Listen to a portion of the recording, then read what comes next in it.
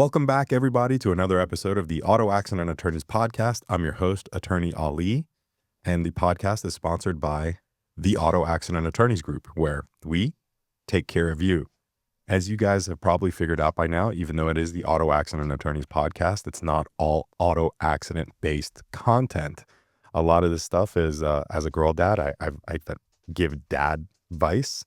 I try and provide information direct to consumers that I would have not otherwise known had I not had people in my life. And along those lines, today, we've got one of my oldest friends from the personal injury industry who's no longer in that particular industry and pursuing her passions, my close friend, Diana Garcia. Hi. Hi, Thanks for Diana. having me on the pod. Thank you so much for coming back. And also this handsome boy with you, Mr. Clayton. Mr. Clayton's busy right now. He's got a toy over there. I love it. And our regular co-host, Attorney Holly, my sister, Holly Cole. Welcome. I'm back. And today's, is it everybody? Oh, what a darling. Face. And we've got Jetterson Salimi with us as well. That's her middle name, unofficially. Today's episode is the reason I invited Diana on, because Diana introduced me to the Lifeline Project and a shelter to rescue dogs. And that's how Jetty has become a part of the family. And so I wanted to just open up the conversation for you, Diana, to talk about that journey and what you went down, what you experienced and led you to where you are today, and how that relates to me getting Jetty in my life, because I love being main character. It's all about you. Always. No. Again, thank you for having me on, especially to discuss a topic that's so near and dear to my heart. And we are bonded forever now, for better or worse. We are bonded forever because of little Jetty over here. And I love the story of how we got to her. So I can't wait to have that dialogue with you and explain to the viewers how that came about. Yeah. But anyways, yeah, so this dog that you see right here, this is Clayton. He is 14 years old. I rescued him when he was 2 years old. It was just a normal stroll through PetSmart. I had a dog already, and I was just going to the store to get supplies for her. And there was a rescue organization out in the front of PetSmart. I'm sure everybody kind of knows what that looks like, when they go to the pet store and they see the rescue organization and all these puppies. And so there were a ton of puppies out there. Obviously, they drew the biggest crowd. But then off to a corner in a dark kennel, there was this guy. I'm like, why is he off to the corner all by himself? And, it's the intimidation factor. When he was 2, he was in his prime. He was bulky and muscly and people like revered him from afar, but there was not a whole lot of interest in him because the puppies were stealing the show. And, something pulled on my heart, but I'm like, I can't have another dog. Like, he's full grown. I don't know about that. I had all these hesitations that most people have. There's a sort of comfort in knowing that you're raising a dog from puppyhood that gives you some sort of element of control. And so I kind of, did away with that pull that I was feeling. But over the course of a couple of days, I kept dreaming about him. And I'm not a dreamer. When I'm sleeping, I'm out cold. So I'm like, okay, something's telling me to check up on this dog. So I called the rescue organization. They're like, oh, sorry, you missed your chance. He's already been taken. I'm like, oh, well, that settles it. I'm just going to go on about my life. And then I get a call a couple of hours later that he's been returned. Apparently, he was too high energy for the family that took him, and they weren't ready for the responsibility. I'm like, oh, I guess I've got to step up now. So I got him, and he came home with me, and I've had him for 12 years, and he's been an absolute godsend. That's amazing. 12 years together. 12 years. So he's 14, is what's considered geriatric at this point. I mean, I think dogs become seniors at the age of 7, especially the larger breed dogs. Their life expectancy is not very high. So having him, be 14 years old is a real blessing. That's amazing. A testament, too, to how much I spoil him with supplements and all the things to keep him healthy. Oh, you did a beautiful job because I knew he was older, but I didn't realize he was 14. He's doing great for 14. Like, quick math, Ali. Like, how good are you on your feet? What is 7 times 14? Who? What's 4 times 7? 28.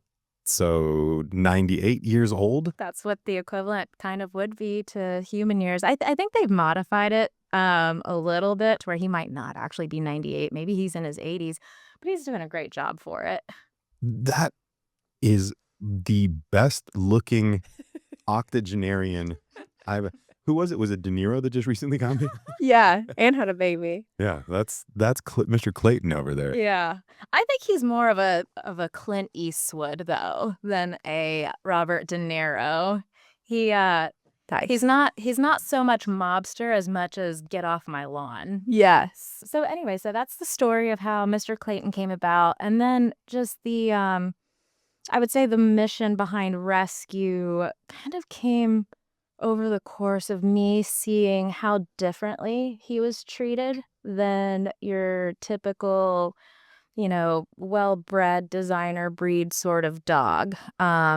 People don't always notice like their underlying bias, but it's absolutely there, and you feel it. And when it's like your child, Yeah. I mean, you have real children, so you can tell anytime your child is maybe shunned or maybe treated a little differently, if that's ever happened, it hurts you. Oh, absolutely. It hurts you, and you're like, he's sweet. He just wants to be included. Why do people see him as different or as a threat? And that's a common stigma that exists in society towards the pit bull breed. And by and large, the pit bull breed is what exists out there in animal shelters currently. Um, they're at capacity, so many, like these dogs are very irresponsibly bred. Litters are, huge. So when they're unwanted or not given the sort of training and responsibility that, that they deserve, they get surrendered to these shelters. And, yeah, and there's not enough people that know enough about the breed or care enough to kind of alleviate that stress from the shelters.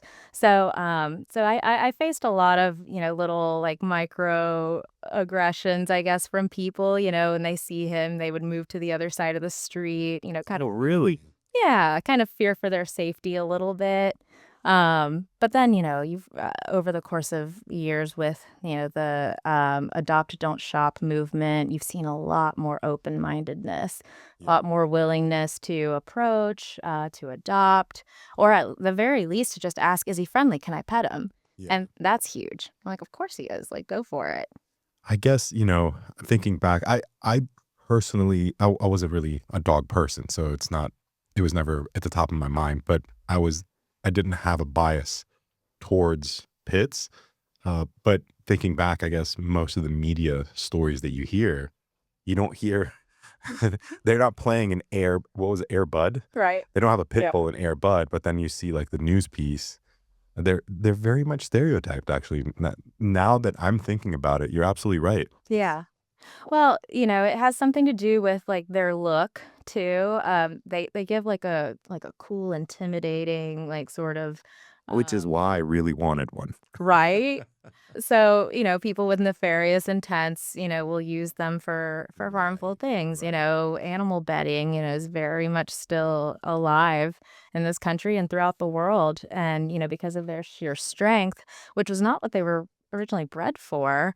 Like if you trace their origins back to, Europe, they were actually bred for nanny dogs, like the Really? childcare. They're the sweetest with kids. Yeah. Really? They're such gentle, not even giants. I mean, he's a big boy, but they're not all big boys. And yeah, I like the velvet hippos. I learned recently actually that when somewhere down the line they actually crossbred the maybe the English bulldog. I can't remember which, or maybe the Staffordshire Terrier. They crossbred them with rat terriers. Which are known for excavating to get like moles, and like they're diggers, and they just chase after their prey, and so they crossbred the bully breed with those terriers to use them for hunting. So, they would take down like the wild boars, and they would tree like other types of animals and stuff. So that's kind of how the strength and the prey drive came about. I see. But that's not how they began. That's fascinating. And I did see, you're absolutely right. When we went to, you had posted a picture of a beautiful boy named Pedro. Sure did. And I see you brought pictures of. I have brought love showing that. photos. Okay. Yep. So this is Pedro, and he was up for adoption several months ago. And, you of all people reached out. You're like, I'm interested in Pedro. Go from there. Yeah. You had posted him on social media, and the origin story for, I've never owned an animal. I didn't grow up with pets, didn't have a desire to have a dog in the house. I actually like things to not have dog hair on them. I prefer things that way. Your chair is covered in dog hair right now, by the way. Forget the dog hair. I saw the saliva come out.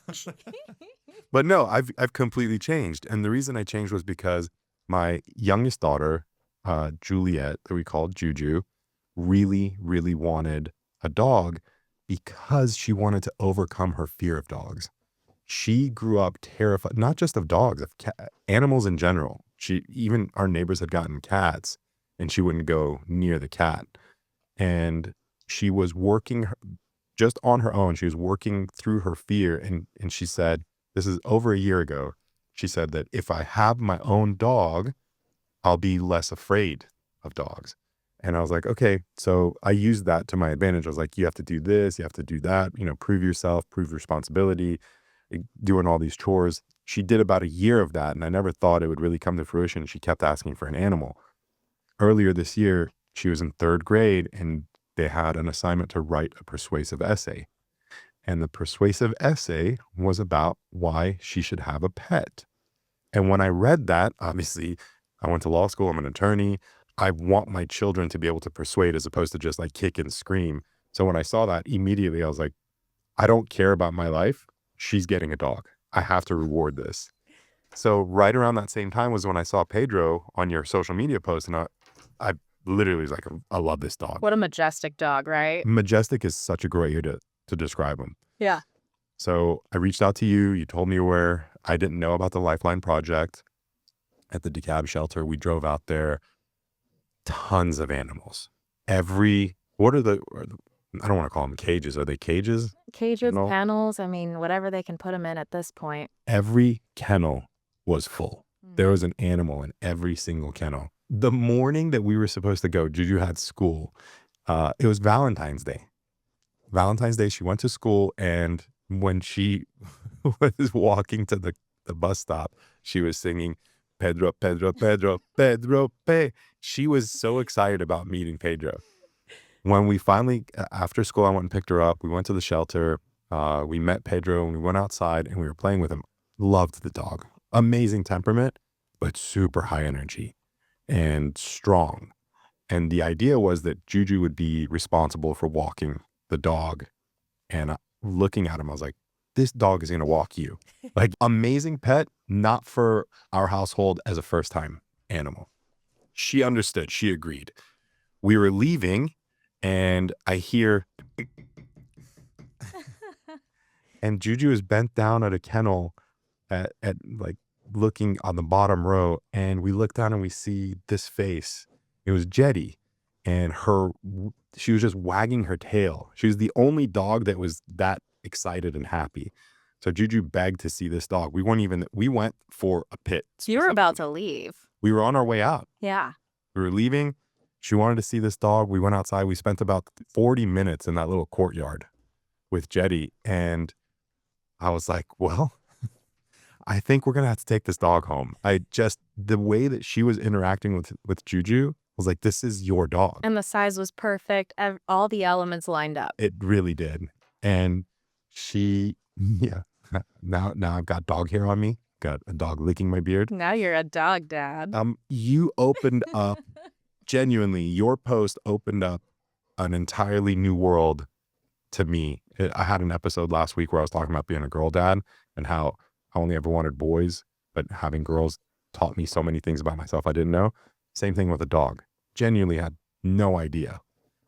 I had gotten warmed up to the idea because we had an in-office dog, Dudson, who you've met before. Mm-hmm. He's also an old man like Clayton. But, and then because of Juju, it was like, maybe we might have to have one. But your post with Pedro, I'll always remember Pedro for the rest of my life because that's what led to Jetty. And I got to, because of this, before I forget, I didn't realize, Diana, you brought snacks for Jetty with her name on it that you made yourself this morning. Oh, yes. So you touched earlier on, career transition and everything. I am enjoying and basking in fun employment right now. And by no means have I really taken a break from, labor, because now I'm volunteering at the shelter. I'm fostering dogs. I'm baking these treats every morning and like putting everything into it. They're all organic. Like the ingredients are so healthy. They're actually delicious if you want to try one for your I was audience. wondering how they tasted. So I can Yeah. eat this dog treat. Yep. It's an anti-inflammatory. You're going to be the epitome of health after this. It's blueberries, bananas, flaxseed, egg, cinnamon. Like, it's actually quite delicious. Let me try one. I saw you. I'll do one too. Let's do it together. All right, ready? I taste the flaxseed and the blueberry. You taste the flaxseed. Jetty and I are going to be sharing snacks. So yeah, I bake these in the morning, and when I go to the shelter, I have, hundreds of treats to give the dogs. And I mean, I'm kind of like, I have an inflated sense of ego right now because my treats have never been refused by a dog. And if you have a dog stamp of approval, then I feel like you've just made it. Well, Jetty gobbled it up. Now I've had it. That's the first time I've had a dog treat. I cannot say the same. Tell me about your first time. My husband used to do this thing. We lived in a high-rise condo in Midtown, and they would keep a bowl of like the Wish milk bones, little milk bones for all the dogs in the building. Not a milk bone. Came home one night, it was a night of drinking, and he walks up and he grabs like a fistful of these milk bones, and he looks at the concierge, and she looks at him smiling, thinking, that's sweet that he's bringing his dog some milk bones. He stares her dead in the eyes and just goes, inhales it. The horrified look on her face. And I was like, well, now I want to know what it tastes like. So I got one too. It's pretty bland. I can imagine. Cardboard. Yeah. Not like that. That's delicious. Was that Brian's first time, or he had done that before? Because that's an aggressive move. Was it an act of defiance? Like, I don't know what was going through his head. I hope it was his first time, but he moved like it was not his first time. oh, the familiarity. Yeah. He didn't flinch. Not at all. Oh, that is too funny. But yeah, so now I bake these treats. It's a part of like my morning routine. I love it. Like I'm very domesticated right now. That's awesome. But yeah, so currently, actually no, let's finish talking about Pedro. So Pedro stayed in the shelter system after you rejected him, Ollie. Oh, just kidding. No.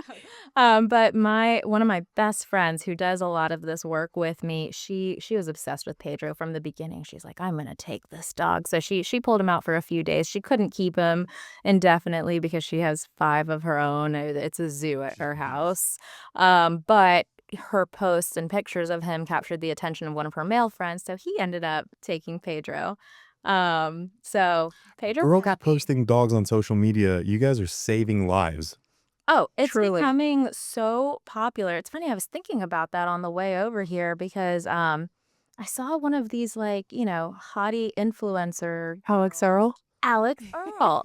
Wasn't she's saw this too. she's previous like a barstool girl, or she was like friends with Call Her Daddy girl too? right? She was part of her podcast network. Okay. Yes. That's right. Yeah. So I saw that Alex Earl and her boyfriend will take a dog for the day and just like give him the high life, let him sleep in their bed and everything. And it's a whole thing. Well, good segue into I hope that you're going to show Oh, absolutely. the speeches. Of course. So, the movement definitely kind of started in the West Coast. I feel like to adopt and not shop, it's like they were almost shaming people for buying from breeders, which I do not do.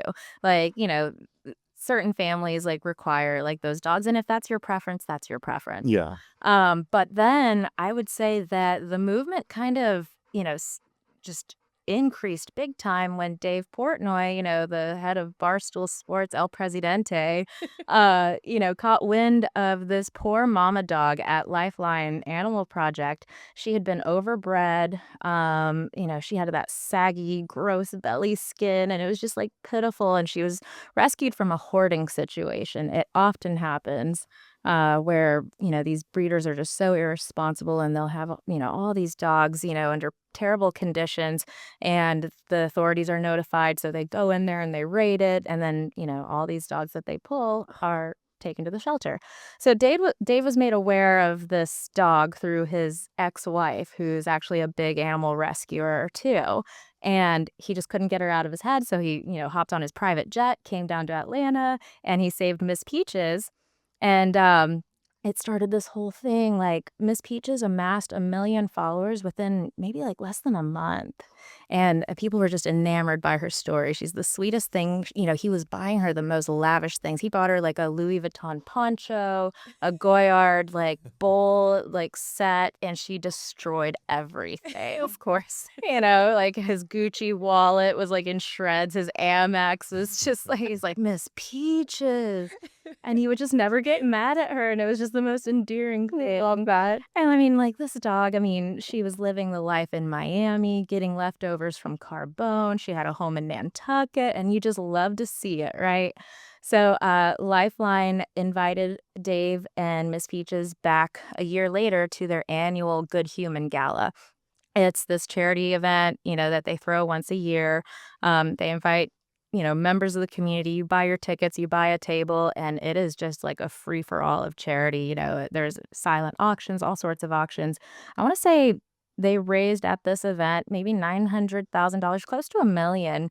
And Dave wasn't even like the biggest, contributor to it. I mean, I saw like this like old widow lady. You could tell like she just like was just burning through her ex-husband's money. He's like lifting her paddle. I'll take it. I'll take it. I'll take it.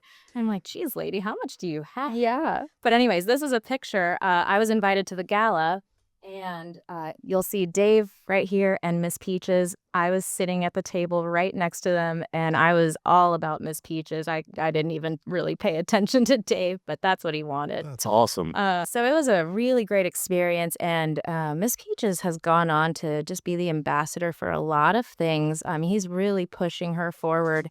And all the proceeds made through her site go to animal rescue. His first big check went back to Lifeline, but then he's been supporting other rescue organizations in New York. He just came out with like a seltzer in her name.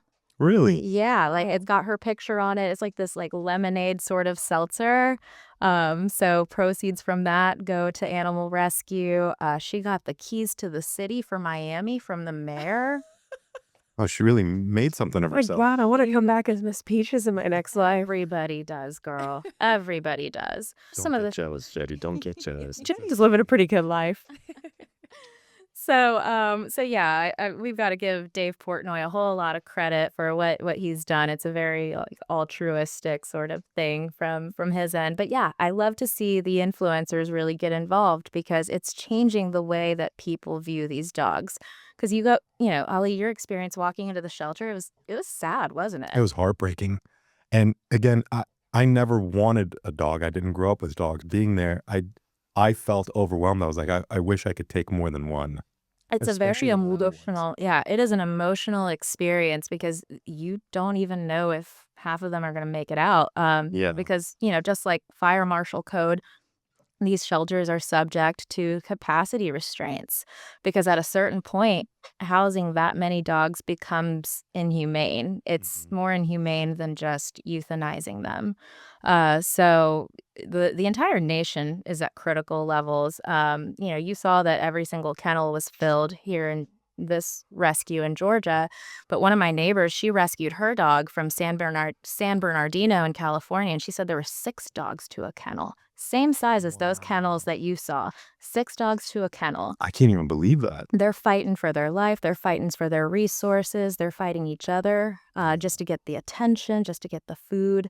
She says it's just a horrific sight to behold. So something has to be done, obviously. If you're listening, one of the best things you could do with your life, if you're bored, you want to give back, you want to help, you want to find some meaning, go at a minimum, just go check out the shelter. I'm not going to force anyone to adopt. I can't through video. I don't want to guilt you into it, but at least go and spend some time, and you can foster, right? At these shelters. Yeah. I was mentioning to Holly before this that you can commit as little or as much as you want to animal welfare. I love Lifeline because they get very, very creative about ways that you can help. So if you want something that's kind of, I don't want to call it low effort. Nothing's low effort, Right. but I think if you want it to be like a one-time thing, but you've got a full-time job, you could always encourage your company to engage in corporate retreats. So I know plenty of business owners, financiers, and like suit and tie kind of guys that will do corporate retreats at the shelter. And once a quarter, they'll take their entire teams out there, and they'll clean kennels, they'll walk dogs, they'll prepare goodie bags. And it's just kind of a bonding thing. It's a way to show that, corporate responsibility. So you can do that. One of my favorite things to do with Lifeline is the Dog for the Day program. And it's very similar to like checking out a library book, except it's a four-legged living, breathing dog. You walk in, and Lifeline has already categorized their dogs by low level. So they call it L1. Those are the easy button dogs. They're not strong pullers. They don't show signs of, reactivity or anything like that. They're just easy. And so they've got these dogs pulled out already. You go in there, you say you want to do dog for the day. You can flip through the catalog and pick the one you want. They also organize it by, who has not spent time out of the shelter, when the last time was that they went out. So you get to make like an educated decision of like who you want to take out for the day. And there's all sorts of activities you can do. You want to go for a hike, take the dog with you. You want to go sit at a patio and enjoy some beers, take the dog with you if it's a dog-friendly patio. And then you just bring them back before closing time, and you return with a dog who's decompressed, who's happy, who has met people. You're able to submit notes about their temperament. Do they do well with children? Are they good with males? Do they take treats gently? I mean, there's so much value that you can give to these organizations that frankly are too stressed to focus on those kind of details. They're just trying to keep dogs alive at this point. And if you go and foster, when you do take them out for the day, you can post on your own social media, right? And so you can pitch to your own network and really help. But I heard somebody say it takes a village. They weren't talking about dogs, but that concept makes sense. I mean, the more people that share. Funny you should say it takes a village. I have like this other photo that I really wanted to kind of highlight, just about how the community really helps restore your faith in humanity. So Lifeline has a huge, following, like a ton of loyalty. And something happened a few months ago where like their water line broke or something like that, and they weren't able to fill bowls of water for the dogs. So they put out like an SOS on Facebook, and they're like, "We need water, please, send us water."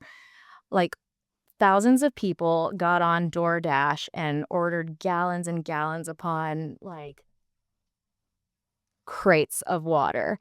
And within a matter of like 30 minutes, they had sufficient water for days. Wow. To supply these animals. So even something like that, Yeah. you don't have to take a strange dog into your home and, give it all sorts of investment. Even though I do know people that invest a ton of money into these dogs. Thank God for them. Mm-hmm. Sometimes people really can be beautiful. You know what's funny? What's that? Okay. So, when COVID happened, tell me like the first show that the nation kind of binge watched. The first show when COVID hit that they binge watched. Yeah. What show like spearheaded like the Netflix binging movement? I don't know. Ooh, now I don't know. I feel like, well, no, I'm not mad at myself because I was completely. You remember who Joe Exotic was? Oh, that's right.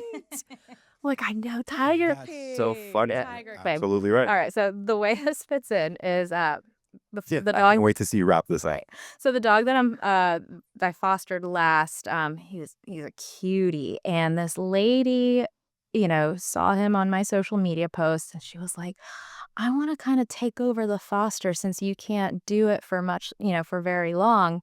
I'm like, "All right, cool." So she's one of these ladies that, she's diehard about these dogs. Like she wants to invest in their training before, she finds their permanent home, because she wants to make it as difficult as possible for whoever adopts the dog to surrender them. She wants them to, be the perfect family dog before it leaves her hands.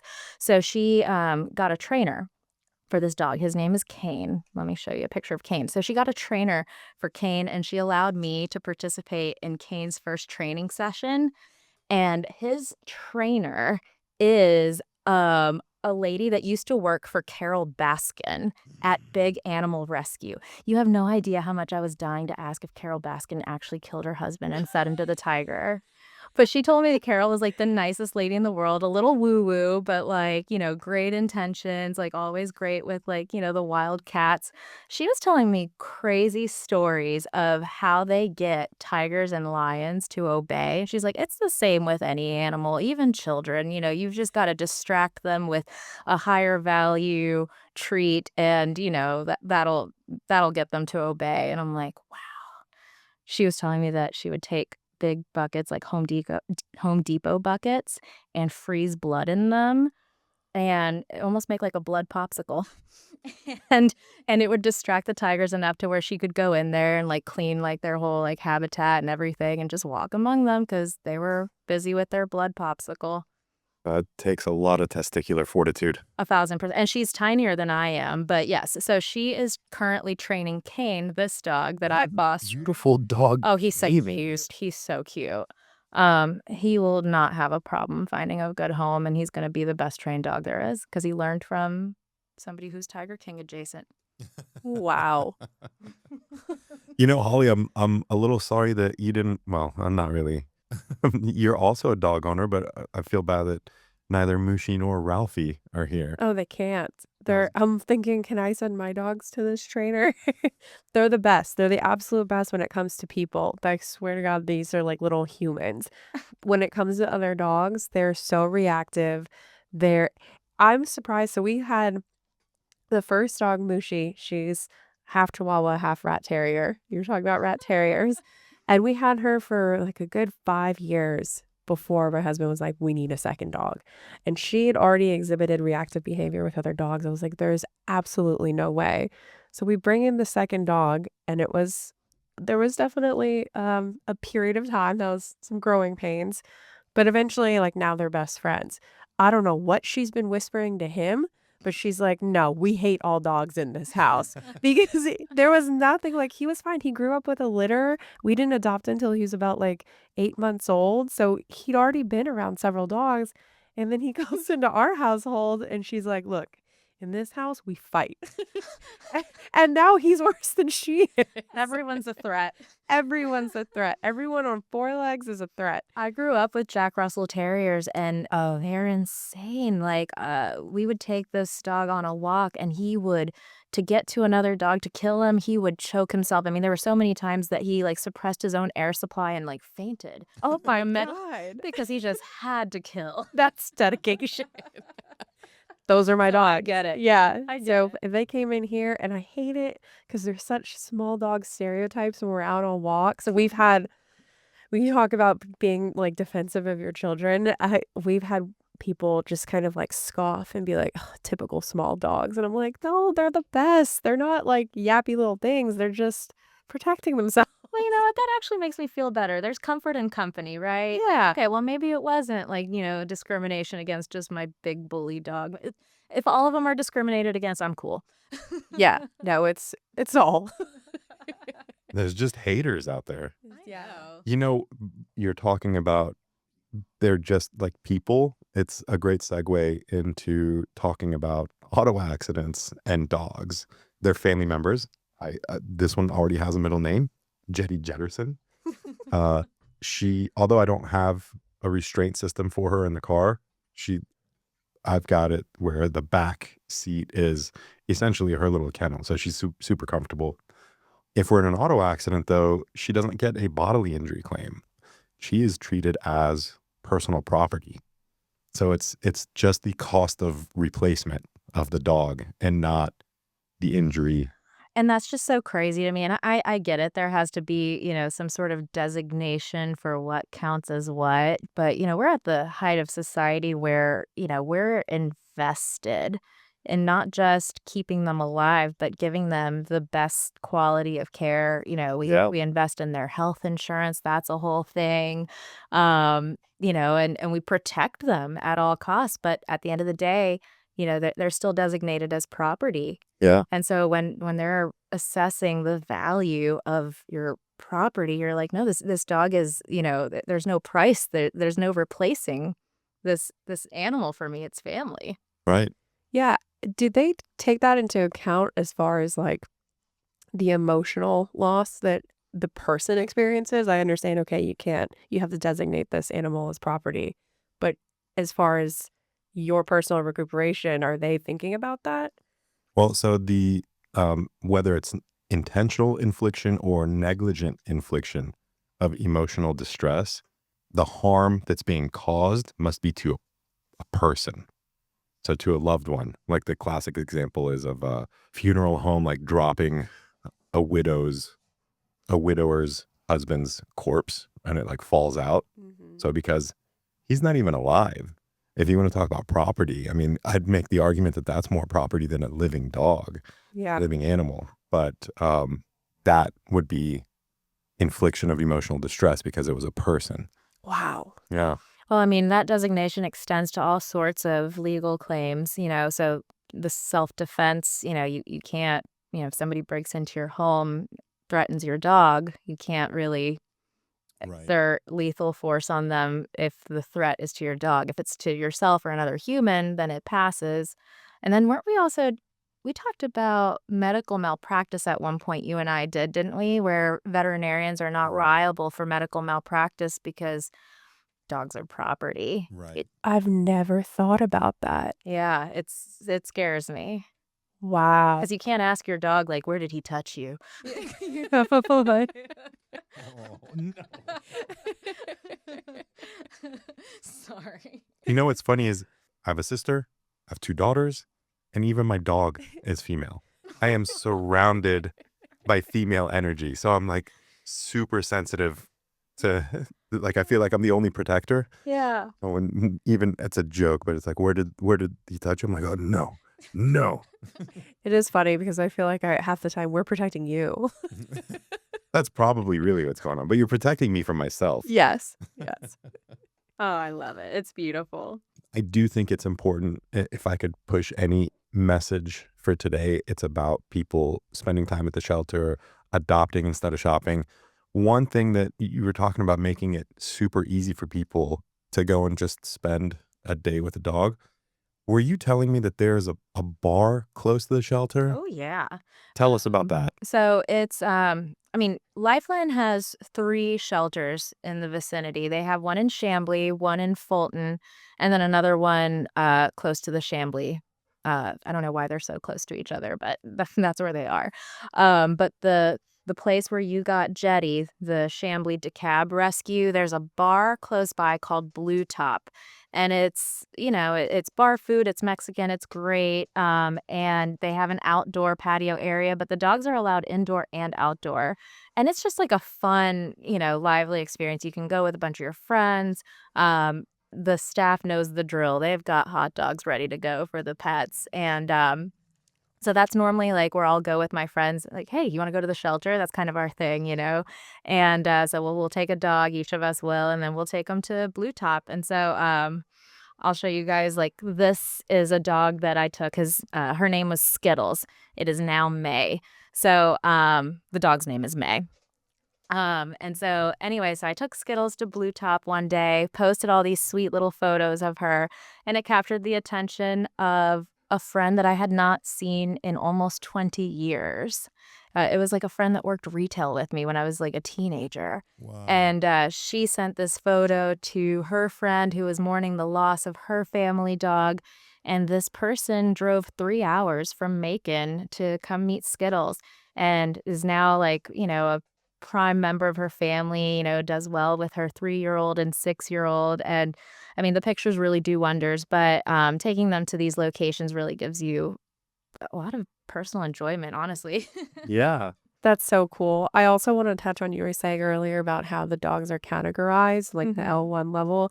I love to hear that because, again, with like reactive dogs, I get really nervous about taking a dog out. I'd love to do that, but I'm like, well, what if the dog's out of control? How do I like handle that? Yeah. So hearing that they've already done that kind of work and made a point to highlight the dogs that are going to be like low level. And obviously you have to use your judgment too, Sure. right? Like consider the amount of stress that the dog's been in, the fact that they've not been exposed to, for example, like cars whizzing by or bicycles whizzing by. Like, how are they going to react to that? So it really is our responsibility as humans and caretakers to provide a safe environment for them and kind of prepare for the unexpected.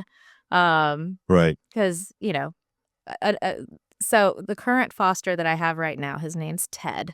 He's a senior as well. He's 14 years old. His story's really sad. And if you're Diana likes older men. I'm picking up on that. they're more mature. We're on the same wavelength. This poor dog was surrendered a month ago when his 90-year-old owner had to enter hospice care. Oh, And the family just didn't want to deal with the dog, this poor dog that's lived his life in comfort.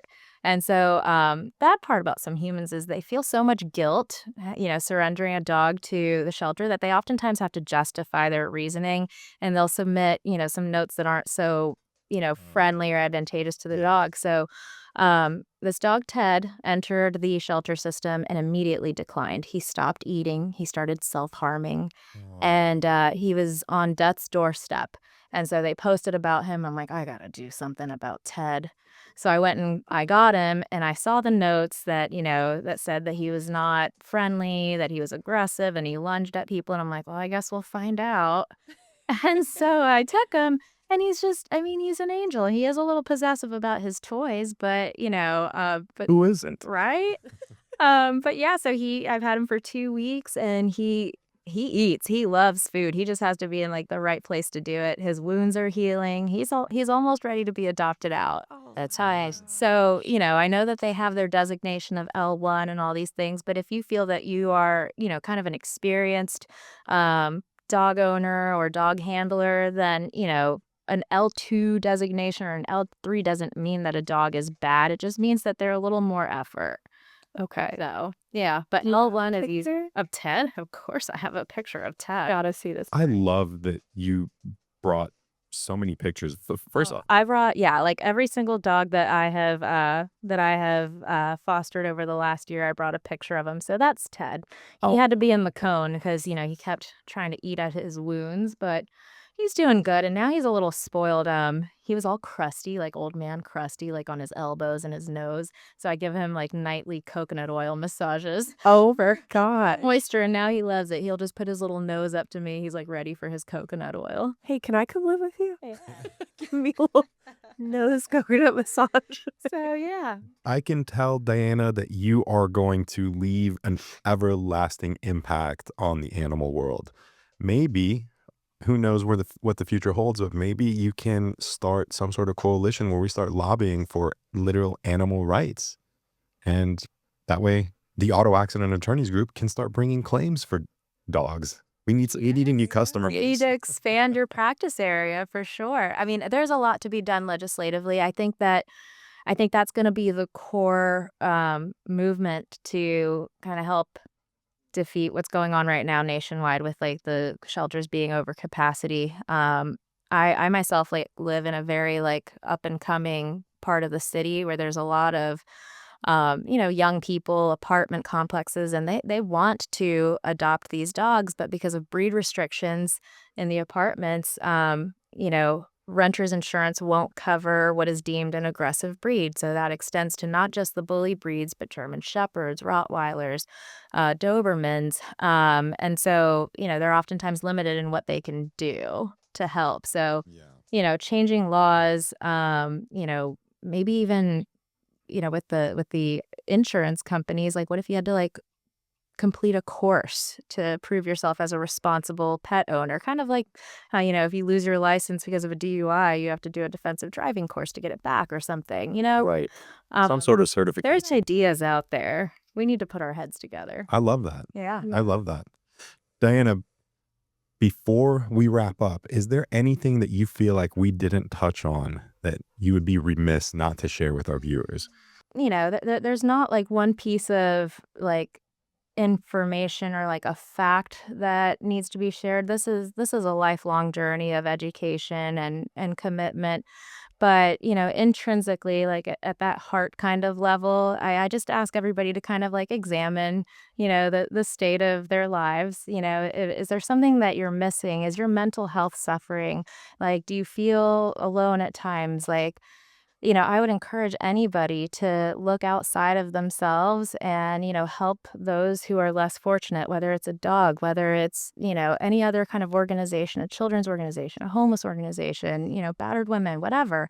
Look outside of yourself. And I'll tell you, I mean, it will change your outlook entirely to realize that not only are you blessed, yeah, we all go through like really terrible things, but there's always somebody that you can help.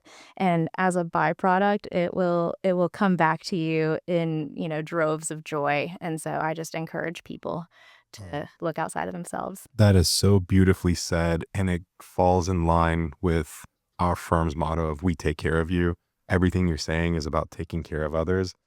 I love everything that you stand for. I love what you're about. I love the work that you're doing. You're living it, and I appreciate you coming. I appreciate your time. I appreciate your friendship, and I appreciate what you're doing for animals more than anything Thank you else. for having me. Absolutely. All right, everybody. I hope you enjoyed today's episode. Please, if you can, adopt and don't shop. If you're not looking for an animal or a new family member, at least go and check out the shelters and foster one. Take a dog out and grab a beer. It's the most fun you could possibly have. I'm not even a dog person and I love them now. But leave comments, share this episode. As always, I'm here to take care of you. You can take care of me by helping people find their way to these podcasts and spreading the information that we're sharing. Until next time, take care, everybody.